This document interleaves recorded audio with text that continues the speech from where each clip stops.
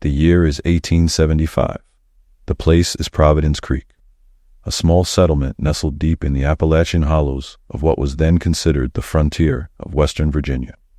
It was a town of perhaps 200 souls, bound together by hardship, faith, and the unforgiving landscape. Providence Creek was a world unto itself, day's hard ride from the nearest county seat, surrounded by ancient, whispering forests that the settlers had yet to fully tame, and at the center of this world was Esther Pike. Where are you watching from?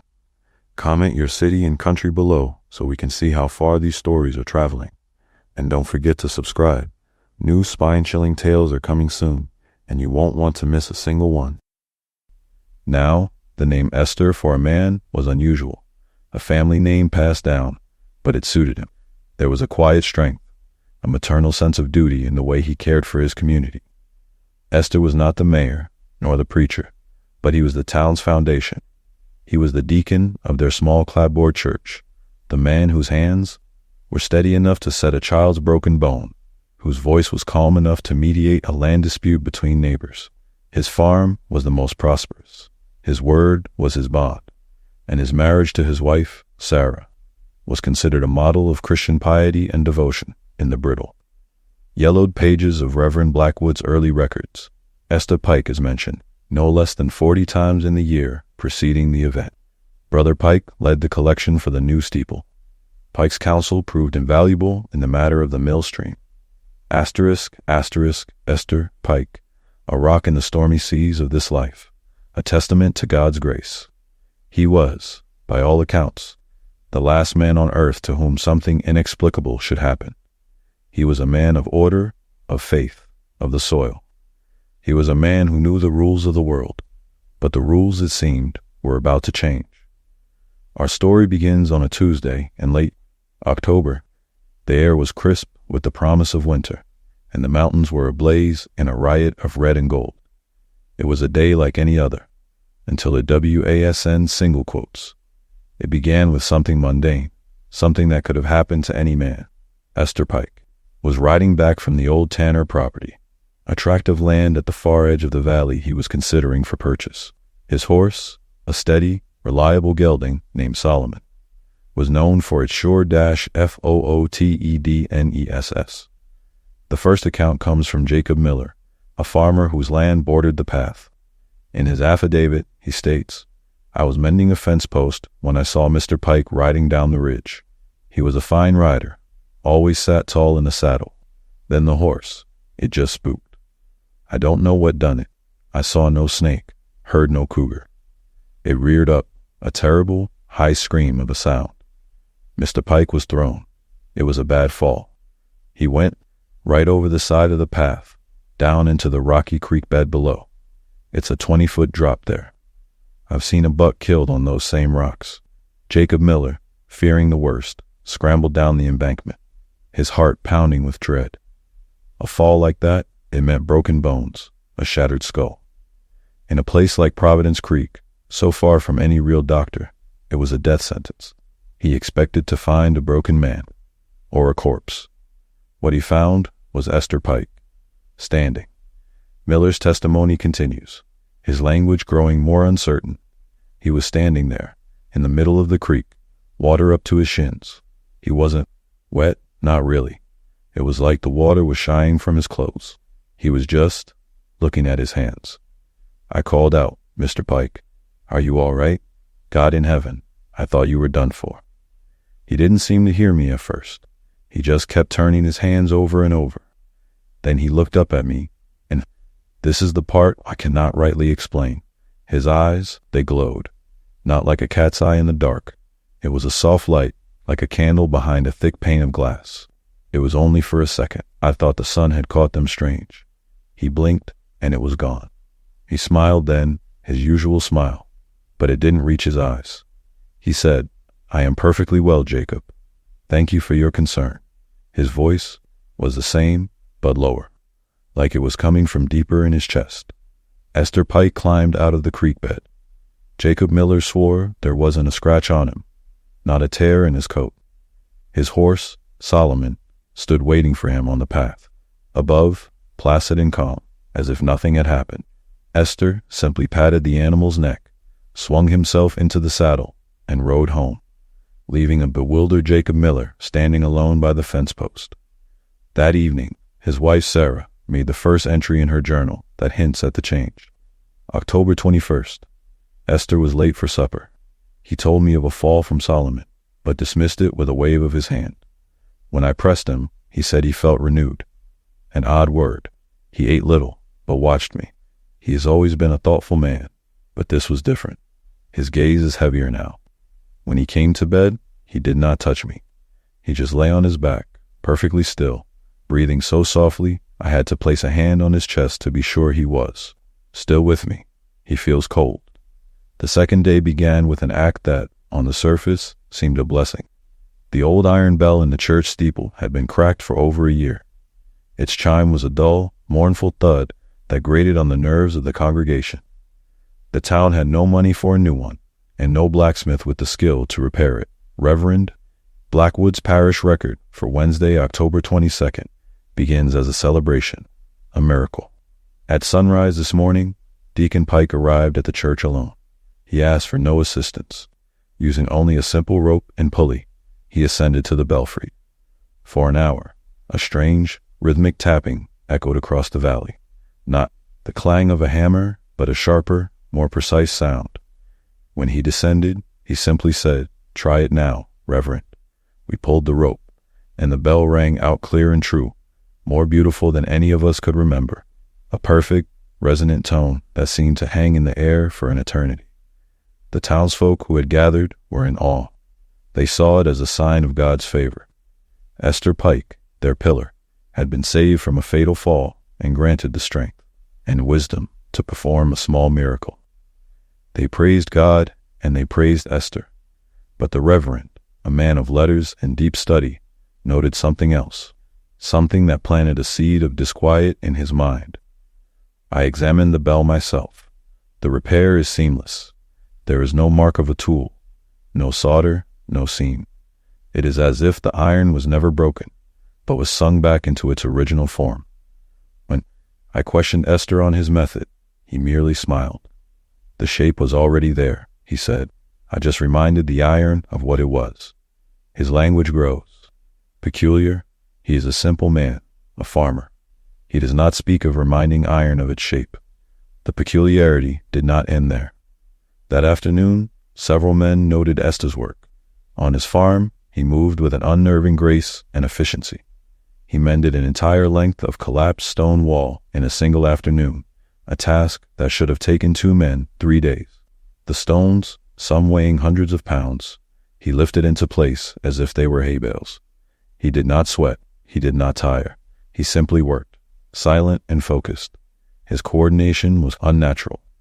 When he split logs, the axe fell in the exact same spot every single time, with the exact same force, producing identical pieces of wood.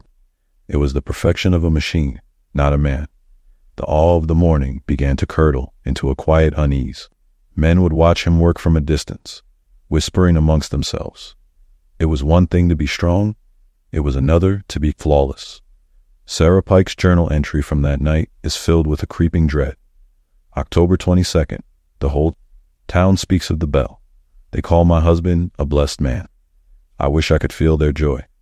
He came home at dusk and did not speak of his day. He sat by the fire, but he did not seem to feel its warmth.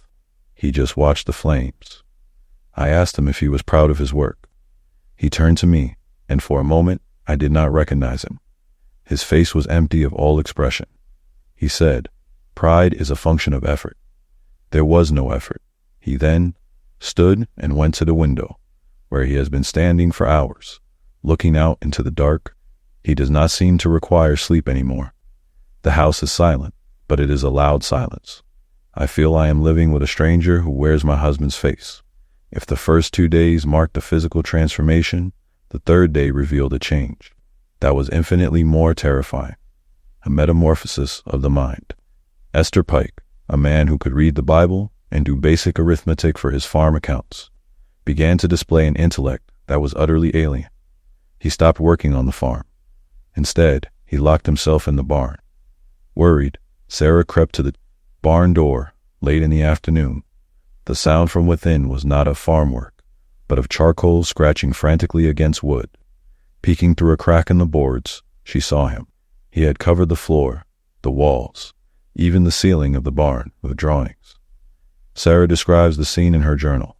Her words are a frantic scramble to articulate the incomprehensible. October 23rd. He has filled the barn with patterns. They are not pictures of anything, I know. They are shapes, lines, angles. Some of them seem to move if you stare too long.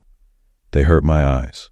They are beautiful, I think, but it is a terrible beauty, like a winter storm that can kill you. He did not see me. He was muttering to himself. Not words, but sounds. Clicks and low hums. He was tracing one of the shapes on the wall with his finger, his head cocked as if listening to it. I felt a chill that had nothing to do with the autumn air. It was a feeling of profound wrongness, as if I had stumbled upon a secret that God himself keeps locked away. Later that evening, Reverend Blackwood, compelled by a mixture of duty and a growing fear, paid a visit to the Pike homestead. He found Esther in the parlor, sitting by the cold hearth, sketching in a small ledger book.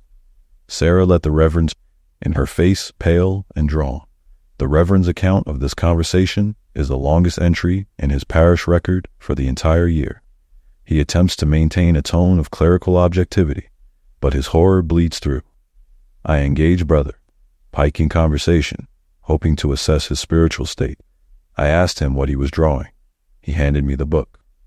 The diagrams were dizzying. They seemed to depict a fourth dimension of space, though I lacked the words for it then. I saw spheres intersecting in ways that logic dictates is impossible. I asked him what they meant. His reply, "May God have mercy on my soul.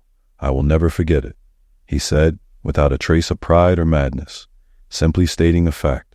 It is the true shape of things, Reverend. The language God used before, he condescended to use words. We see the shadow, but I am beginning to see the object that casts it. I spoke to him of Scripture, of the dangers of Gnostic pride and forbidden knowledge. I quoted from Proverbs, "Trust in the Lord with all thine heart, and lean not unto thine own understanding." He looked at me, not with contempt, but with a vast, sorrowful pity that chilled me to the bone. "Your book," he said, his voice a low vibration, "is a beautiful map of a single room. But the house has a million rooms, each with a different view of the garden, and the garden is not for you." He then began to speak of stars, not as points of light, but as scars on the skin of night. He spoke of time not as a river, but as a solid object that could be felt and held. He spoke of a universe not made by a loving Father, but dreamed by a blind, sleeping intelligence whose stirring in its slumber we call existence. The Reverend fled the house that night, his faith shaken to its core. He was a man of God, trained to fight the devil. But this was not the devil he knew. The devil was a liar, a tempter. Esther Pike was not lying. The Reverend had the terrifying certainty that whatever Esther was saying, he believed it to be the absolute truth, and a small, horrifying part of the Reverend's mind suspected he was right. The existential dread had begun to set in. The problem wasn't that Esther Pike had gone mad. The problem was that he had become sane in a way that made everyone else's reality seem like a child's fantasy. By the fourth day, the town's perception of Esther Pike had completed its journey from awe to terror. The whispers started in earnest at the general store, in the churchyard, over shared fences. He was no longer blessed.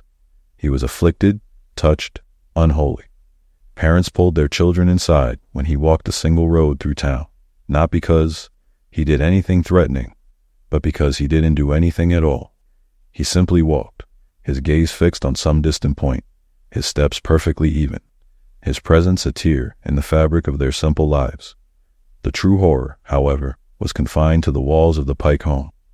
Sarah's journal becomes the desperate chronicle of a mind stretched to the breaking point. October 24th, he does not sleep. I pretend to, but I watch him through my lashes. He lies on his back, staring at the ceiling for hours. Last night, I saw it again. The light in his eyes, it was brighter this time, a steady, soft, golden glow in the dark. It is not a reflection. It comes from within him. I am so afraid. I am afraid to close my eyes. The phenomenon was no longer just visual. It became auditory. There are noises in the house now. Faint whispers. They seem to come from the walls, the floorboards. It is not the wind. It sounds like voices, but in a language I have never heard. It is the language he was muttering in the barn. When the whispers start, he cocks his head, just as he did then. He is listening to them, or are they coming from him? I cannot tell. Sometimes I think the house itself is changing. The shadows are deeper. The corners are sharper. Am I going mad? That afternoon, one of the townsmen, a brave or foolish man named Daniel Fowler, went to the Pike farm to collect a debt for seed corn. He later recounted the event in his sworn affidavit, his hands reportedly shaking as he spoke to the sheriff. I found him in his field. But the crops, Lord, the crops. The corn stalks were arranged in perfect spirals, not in rows like a man would plant them. It was a pattern, like a snail's shell, but huge, covering the whole field. And it was perfect. Every stalk the same height, the same distance from the next. It was wrong.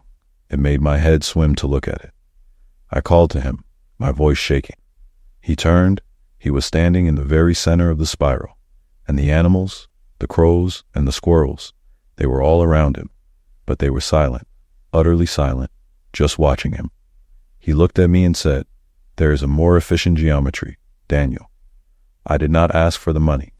I ran. I did not stop running until I reached the church. Daniel Fowler's story spread through Providence Creek like a fever. The spiral cornfield, the silent animals. This was no longer just a man acting strangely. This was nature itself, bending to a new and terrible will. The fear was no longer abstract. It was tangible. It was growing in Esther Pike's fields. That night, Sarah made her most chilling journal entry yet. Asterisk, October 24th, late. The whispering is louder tonight. I finally worked up the courage to ask him what it was. He was standing by the window.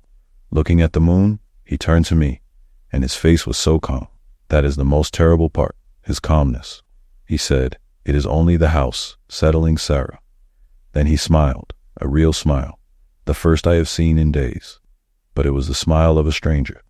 A kind stranger, perhaps, but one who did not know me at all. He said, "The old wood is just, learning a new shape. Fear is a powerful catalyst."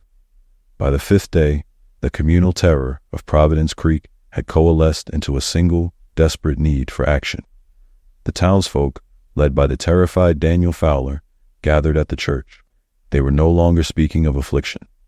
They were speaking of possession, of an unholy presence that had taken root in their valley. They looked to the only authority they had in such matters, Reverend Blackwood. The Reverend, though besieged by his own intellectual and spiritual doubts, knew his duty. He could not abandon his flock, nor could he abandon the man who had been his deacon, his friend. He resolved to confront Esther Pike one last time, not with questions of philosophy, but with the authority of God. He, along with 3 of the town's stoutest men, walked to the Pike farm. They found Esther not in the barn, not in the spiral field, but sitting on his porch, calmly watching them approach. He seemed to have been expecting them. Reverend Blackwood's account of the confrontation is the climax of his record.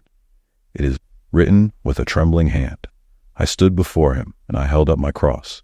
I spoke the words of exorcism, the sacred rites of binding and casting out. I commanded the unclean spirit, in the name of Jesus Christ, to depart from this man, this vessel of God. He did not recoil. He did not scream or writhe. He listened patiently. As a man might listen to a child reciting a poem he does not understand. When I was finished, there was a long silence. Then he spoke. His voice was not his own. It was a chorus, a multitude of voices speaking as one, yet in perfect unison, a voice that was ancient and vast. What follows is the Reverend's transcription of what the thing wearing Esther Pike's body said. "Your words have power here, little priest. In the rooms, you know, they are the keys to the locks on your own doors, but they do not fit this lock. You speak of spirits, of demons. Such simple, frightened stories. A war between a petulant king and a rebellious son. We are not part of your story. The Reverend continues. I asked, my voice failing me, what are you? The head of Esther Pike tilted. The golden light in his eyes was plainly visible, even in the afternoon sun. We are the librarians, the gardeners, the surveyors. The world you stand on is a book we have read 1,000 times. It is a garden we have tended since before your mountains were dust. It is a property whose lines we drew when your sun was a cold ember. We are not a spirit in this man. This man is a keyhole through which we are, for the first time, looking into this room. One of the men with me, Thomas Gable, shouted, then what do you want? Esther's face turned towards him. The choral voice answered, its tone holding no malice, only a profound, cosmic indifference that was more terrifying than any rage. Want? A strange concept. A river does not want to reach the sea. It simply does. We were called a soul, in a moment of perfect, balanced despair between life and death, cried out not for a father, but for an answer. And we, being patient, answered. This vessel is being corrected, recalibrated to perceive what is, rather than what is merely believed. The Reverend, in a final, desperate act of faith, stepped forward and tried to place his hand on Esther's forehead to pray. Esther didn't move. He didn't strike out. He simply looked at the Reverend's approaching hand. As my hand neared him, Blackwood writes, the air grew thick, heavy. A pressure built in my mind. I saw things. I saw the church behind me, not as wood and nails, but as a fleeting pattern of energy, already decaying. I saw the mountains as slow, sleeping waves in an ocean of rock. I saw my own body as a temporary colony of smaller lives destined to dissolve. I saw the geometry from his drawings, the true geometry, holding it all together. It was too much. The truth, is a weight the human soul was not built to bear. I fell to my knees, weeping, not in fear of a demon, but in sheer soul-crushing terror of the vast, impersonal, and utterly magnificent reality he had shown me. Reverend Blackwood and his men retreated, utterly broken. The confrontation had failed. It had done worse than fail. It had proven that the tools of their faith were useless. They had brought a child's wooden sword to a war of cosmic scale. That night, no one in Providence Creek slept. They locked their doors, barred their windows, and prayed to a God who suddenly seemed very small and very far away. The 6th day was a day of silence.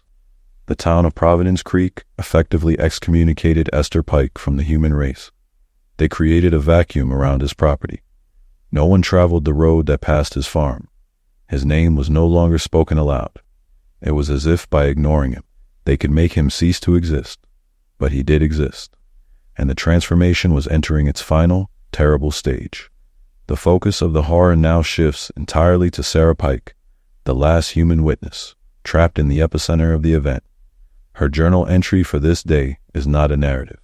It is a series of fragmented, disjointed observations, a mind cataloging its own destruction. October 26. He tore down the barn today, all of it. He did not use an axe or a crowbar. He just pushed the walls down. The wood did not splinter. It fell into neat piles. He is clearing the space, making it ready. The drawings are gone. He stacked the wood he covered them with and burned it. The smoke did not smell of pine. It smelled of ozone, of a coming thunderstorm. He does not eat. He does not drink. He does not sleep. He sometimes stands in the center of the cleared land for hours, motionless, facing north. I think he is waiting. The final, heartbreaking event of the day was the severing of the last human tie. It was late in the evening. Sarah, driven by a desperate, fading hope, approached him as he stood in the yard. She brought him his old rocking chair, the one he had made for her when they were first married. She spoke to him, pleading. Her journal records their last conversation. I asked him, Esther, my love, do you know who I am? He turned from his vigil and looked at me. The golden light in his eyes was constant now. It was beautiful and it was horrifying.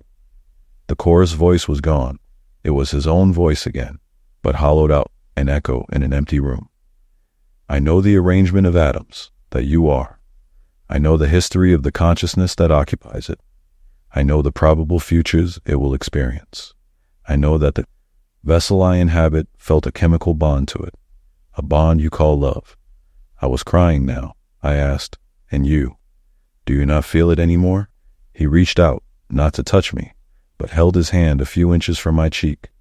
I could feel a strange heat from it, a static charge in the air.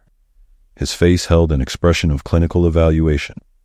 It was the most cruel expression I have ever seen. Feeling, he said, is the interpretation of incomplete data. I have the complete data. The bond is a beautiful piece of temporary architecture, but it is no longer necessary for the new structure. He then turned away from her and resumed his watch to the north, leaving her alone with his empty rocking chair. The transformation was complete. It wasn't just his body, his mind, or his soul that had been changed. It was his capacity for human connection itself that had been excised, like a surgeon removing a vestigial organ. He was no longer Esther Pike. He was a monument to an alien order, waiting for a signal. Sarah's final coherent entry in her journal was written that night. October 26th, night. He is not my husband. My husband died on the rocks in the creek. I do not know what this thing is, but it is not him. It wears his skin, but the house is empty. Tonight, a storm is gathering in the north. There is no cloud, but I can feel it. The whispers are very loud now. They are not in the house anymore. They are in my head. The seventh and final day, Friday, October 27th, 1875, according to every affidavit taken by the sheriff a month later, a storm of unprecedented strangeness fell upon Providence Creek that night. It was not a rainstorm. It was a storm of wind and light, an unnatural gale force.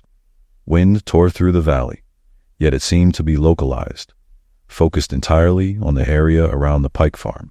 Trees at the edge of the property were bent double, while 100 yards away the air was still, and the light a sickly, silent, strobing green-gold light that seemed to emanate from a point directly above the farm, pulsing in a slow rhythmic beat. The townsfolk, huddled in their homes, believed it was the end of days. They did not dare look outside. They only listened to the roaring wind and prayed.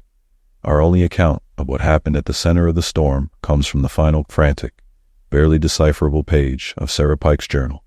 It is not a record, but a final, terrified testament. The light. He is in the yard, in the center of the cleared space. He is not looking up, he is looking down. The ground, oh God, the ground is glowing. The pattern from the barn, it's drawn on the earth itself in lines of fire.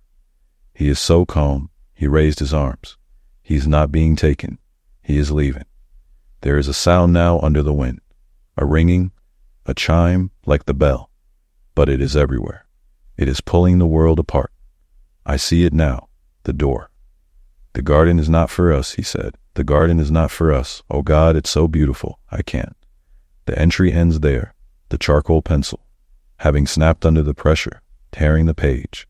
The storm ended as abruptly as it began.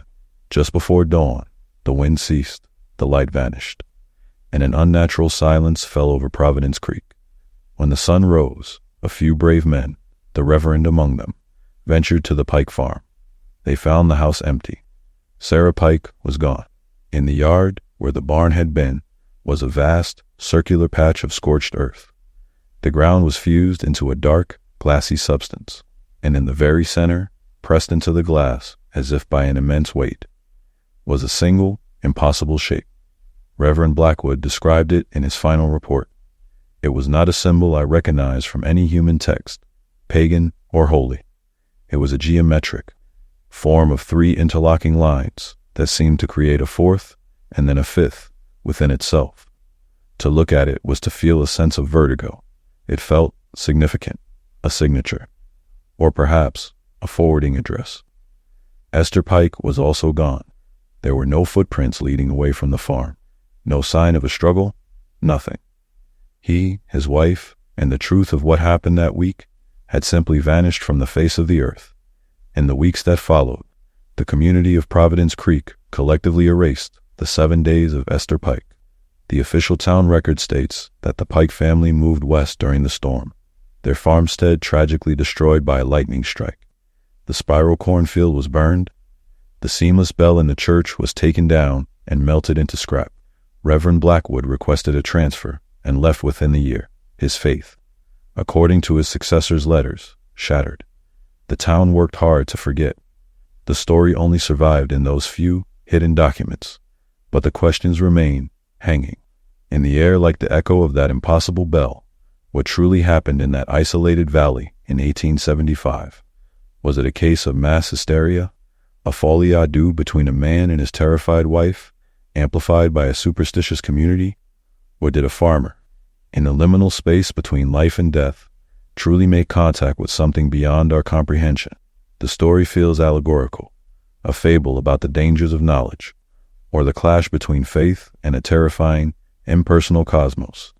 But the sources, the frantic diary, the horrified parish record, the consistent testimony of unrelated witnesses, they feel real. They describe a phenomenon, not with the language of myth, but with the stunned, inadequate words of people trying to describe something they were never meant to see. The most unsettling question is not what happened to Esther Pike, but what he became. Was his transformation a possession, a punishment, or was it something else entirely? In his confrontation with the Reverend, he called himself a keyhole. He said he had been called and recalibrated. This doesn't sound like a victim. It sounds like a volunteer or a recruit that it leads one to wonder. Throughout history, there are countless stories of people who simply vanished. Innovators, thinkers, or simple folk who one day just walked away from their lives. We write them off as unsolved mysteries. But what if they weren't? What if the call Esther Pike answered is not a singular event? What if it is a standing offer, an invitation to see beyond the map of our small room and to step into the garden? And if that call were to come for you in a moment of perfect balance between hope and despair, would you have the courage to answer or the wisdom to refuse? The symbol left in the scorched earth at the Pike farm was copied down by the sheriff before the town elders destroyed it. For over a century, it remained a meaningless doodle in a dusty file. But with the rise of the digital age, pattern recognition, software has found that same symbol, or variations of it, in other places, etched into a rock in the remote Australian outback, woven into a pre-Columbian tapestry, faintly visible in the background of a Voyager space probe image of Neptune's rings. Perhaps Esther Pike wasn't the first, and perhaps he won't be the last. Have you ever heard a story like this before? A local legend of a person who changed, who became more, and left. Look closer.